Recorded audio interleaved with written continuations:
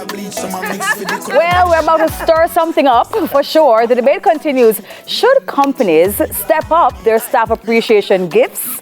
Of course, you know, it is a season of giving and it's important to acknowledge your workers' contribution at the end of the year or even before the end of the year though. Seriously though. So, we pulled in. Yes. Mr. Joel.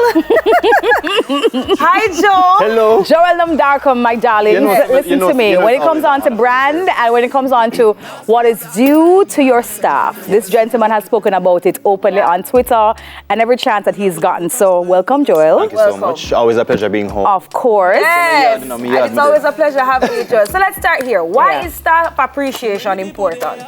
You know, it's one of the most fundamental things for any organization. Enough people and a lot of business owners believe that it starts at profit and then trickle down to satisfaction of customers, etc. But really and truly, your first customers are your internal customers, which are your staff members. And over the pandemic, we would have witnessed so many different things, and coming out of it now, you know, layoffs still happening. And a lot of staff members publicly express dissatisfaction with service, etc., which spans from feeling unappreciated, from feeling burnt out, with little to no support from leadership, little to no support from HR, that kind of thing.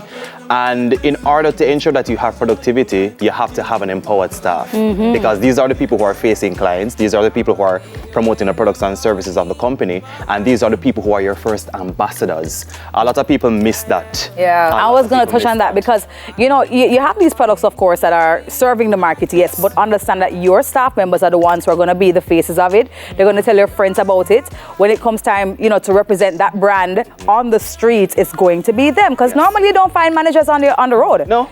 You know what I mean? You find your staff members out there saying, buy this, you know, invest in this. It works for real. So it goes. Wow. But big question as well is, you know, what do they really want? What do staff members really want? You know, I think there's a boy, you know, first of all, Christmas time. Yes. I know somebody will come with Christmas cake and sorrel, right? And pixie. Leadership need to ask their staff members what they want. That's the first thing. People are becoming, workplace is becoming intertwined with being at work and being at home. So you're looking at how you can get them some gift certificate for go supermarket. You're looking at how you can pay them bill. At least a month for the, you know, for Christmas or whatever. JPS gift cert. You're trying to find how you can help them become better versions of themselves. You hear Talia? JPS gift certificate. You want to find how you can help your staff members become better versions of themselves. So there are creative ways that we can talk about, but ask them. Don't assume that this is what they want, and that also plays a big role in terms of like even leadership buy-in, because sometimes HR they struggle to try to get from the CEO and the C-suite support for staff, and they can't get it because the leadership doesn't. They're like, Christmas time, when they really need to do that, you know, out of touch. They're not down there in the gutters with the staff members. So ask them. Exactly. Ask them what they want, and then figure out, okay, how the budget can go with it, because we understand as well you have to keep that within certain range.